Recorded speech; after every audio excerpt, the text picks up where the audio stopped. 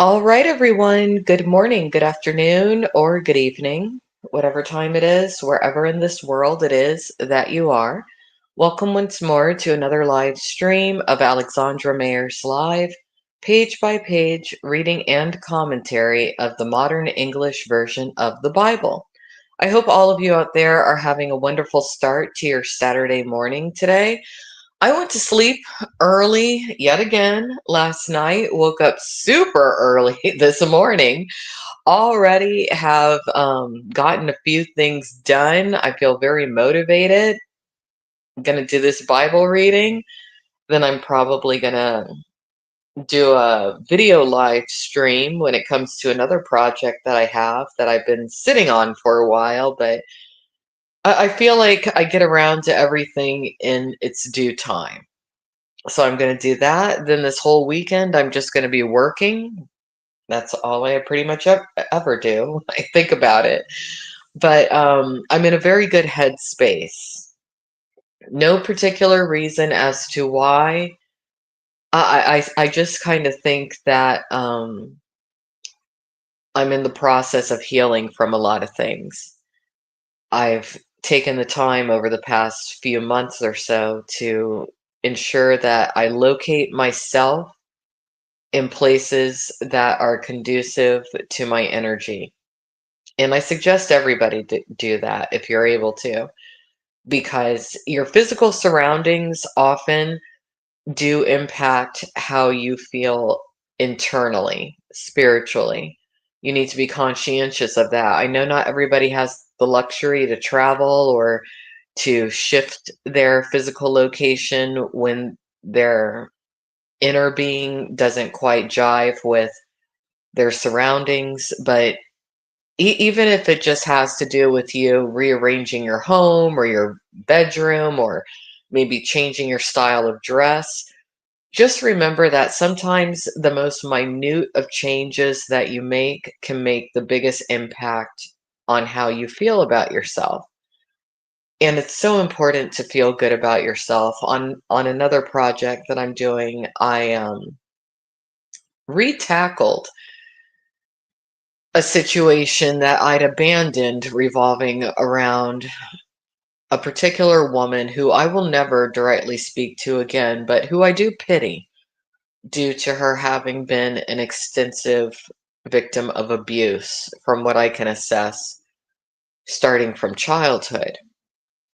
And sometimes people do wonder why certain people in this world are mean or why they mistreat others. It's because they were mistreated, it's because they were treated badly.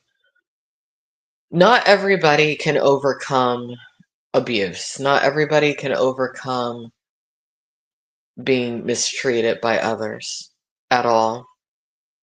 But it's important to try at least to understand where people are coming from. It doesn't mean that you have to welcome them into your life or interact with them.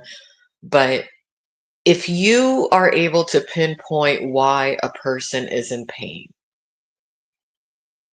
if you can see it, it kind of is your obligation to make it known to your peers, to the public, why they're in pain, what you see.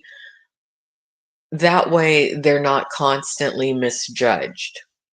And that way, also, maybe they can find a level of relief within, and, just through knowing that someone took the time to really look at them.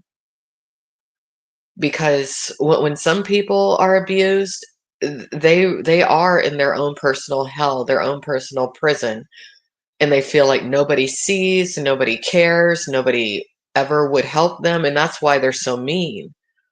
It's like somebody who beats a dog every day and throws them into a cage at night, and that dog can never escape, and that dog knows nothing else. That's what I feel happened to the woman that I'm not going to say her name or even her alias on the stream, but I see it. And like I said, I'm never going to talk to her directly again, but I do know who her first abuser was, and I'm not letting her first abuser get away with it. Mm-mm. because there's too many people in this world just like her first abuser, and certain trends need to come to an end when it comes to a lot of forms of child abuse that go unchecked. But anyway, so someone's in the chat. Let's see what you're saying. Um, Someone is saying, thank you for being so loving and not hateful at all. I can't say that I'm not hateful at all. Sometimes I have been, and there's going to be times in the future to where sometimes I still am, I'm sure. Because guess what? I'm not perfect. That's God's job to be perfect. That's why I like the Bible, because I'm not perfect and I don't have to be. And a very, very, very good man died on a cross to make sure that I don't have to carry the responsibility of trying to be perfect. And that person was Jesus Christ, who was absolutely real. So let's go ahead and get started. We're going to go into the second book of Samuel, chapter 6 today. The ark brought to Jerusalem. So here we go. Again, David gathered all of the chosen men in Israel, 30,000. David and all the people who were with him arose and went from Bala of Judah to bring up the ark of God, so named for the name of the Lord of hosts, who sits enthroned among the cherubim that are upon it. Okay, so now we're back to the Ark of the Covenant. The Ark of the Covenant. Many of you know about the Ark of the Covenant because of Indiana Jones and Raiders of the Lost Ark. That was a very popular movie that specifically revolved around the Nazis during the World War II era seeking out the Ark of the Covenant and other biblical artifacts as well, along with what they believed may have been their particular ethnic group's origin. I don't think that they were very on point when it came to a lot of their theories and hypotheses, but it's interesting history if you ever want to learn about that. They loaded the ark of God on a new cart and brought it from the house of Abinadab, which was on the hill. Uzzah and Ahio, the sons of Abinadab, were driving the new cart. They brought it with the ark of God from the house of Abinadab on the hill, and Ahio was walking in front of the ark. Meanwhile, David and the entire house of Israel were celebrating before the Lord with all sorts of instruments made of fir wood, on harps, on stringed instruments, on tambourines, on sistrums, and on cymbals. So David's rocking out. You know, it's funny because I was saying that David was probably one of the first rock stars in human history, or along the lines of a rock star, because he was the one who gained clout, fame, celebrity by killing Goliath, who was um, the super soldier, the main attraction within the Philistines. Because even though war was war in biblical times, it probably was a form of entertainment to those who weren't killed in battle at that time. I know that sounds horrible to say, but it probably was the truth. So David, once he killed Goliath, everyone was like, oh my God, who's David? David became so popular that the ruler at that time, who was the king before David was anointed king, Saul, stalked him, harassed him, was trying to kill him. It was horrible. If you want to learn about that, listen to earlier streams from the book of Samuel, especially Samuel, the first book of Samuel 19, basically till the end, till up until the end of the first book of Samuel.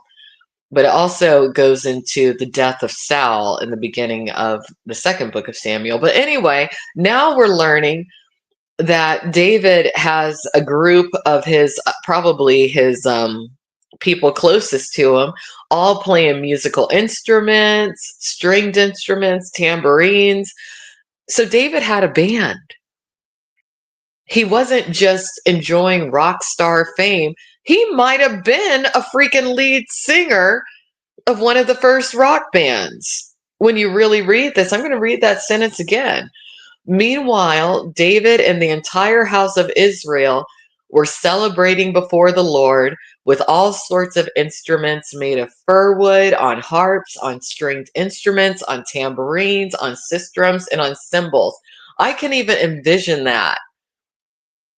They were having a jam festival in honor of God, and they were probably playing some really great music. So let's keep going. When they came to the threshing floor of Nacon, Uzzah reached out and took hold of the ark of God because the oxen had stumbled. The Lord became angry against Uzzah, and God struck him down on the spot for his irreverence. He died there beside the ark of God. David became angry because of the outburst of the Lord against Uzzah. That place is called Perez Uzzah to this day. David feared the Lord that day, and he thought, how can the ark of the Lord come to me? So David did not allow the ark of the Lord to be brought to him in the city of David. Instead, David redirected it to the house of Obed Edom, the Gittite.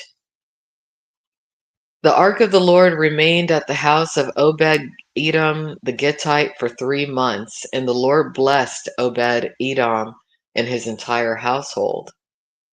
When it was reported to King David, the Lord has blessed Obed Edom and everything that belongs to him for the sake of the ark of God.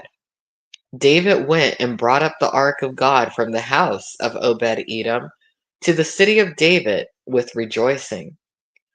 When those who were carrying the ark of the Lord had taken 6 steps, David would sacrifice an ox and a fattened steer. David danced before the Lord with all his might and wore a linen ephod. So David and the whole house of Israel escorted the ark of the Lord with shouting and the sound of the horn. When the ark of the Lord entered the city of David, Michal, the daughter of Saul, looked down from the window, and upon seeing King David leaping and dancing before the Lord, she thought contemptuously of him in her mind. And even though this woman's name is Michal, she is a woman. It might be pronounced Michelle, but it's spelled Michal in this version of the Bible. They brought the ark of the Lord and set it in its place inside the tent that David had erected for it. Then David offered burnt offerings and peace offerings before the Lord. When David had finished offering the burnt offerings and peace offerings, he blessed the people before the Lord of hosts. He distributed to all of the people the entire multitude of Israel, both men and women, 1 bread cake, 1 date cake, and 1 raisin cake to each one. Then all the people left to his house. David returned to bless his household, but Michal, the daughter of Saul, came out to meet him. She said, how the king of Israel has dignified himself today, exposing himself this day in the sight of his servant slave girls, like one of the rabble might shamelessly expose himself. Then David responded to Michal, it was before the Lord who chose me over your father and over everyone in his household to appoint me ruler over the people of the Lord, over Israel. I was celebrating before the Lord. I will humble myself even more than this and be abased in my own eyes. But by the maidservants of whom you have spoken, I will be held in honor. Michal, the daughter of Saul, had no children to the day of her death. So Michal tried to tell off David. David told her off in return, dissed her father, which was Saul, the man who tried to stalk him and kill him, but was unsuccessful in doing so. And I suppose as karmic punishment to Sal's daughter. She wasn't able to have any children. Hmm. And that was a big thing back then for women if they couldn't have children, because a woman's worth was measured by how many children they had. Yes, it was. It's interesting because today there still are people with that mentality. There's a woman that I definitely made a lot of efforts to help over the years, who has on many occasions said that she is glad that I haven't been blessed with children. She needs to watch it because she only has one, and tomorrow's never promised for anybody. So that's it for today. Everyone take care. Have a great one. Talk to you tomorrow. Bye bye.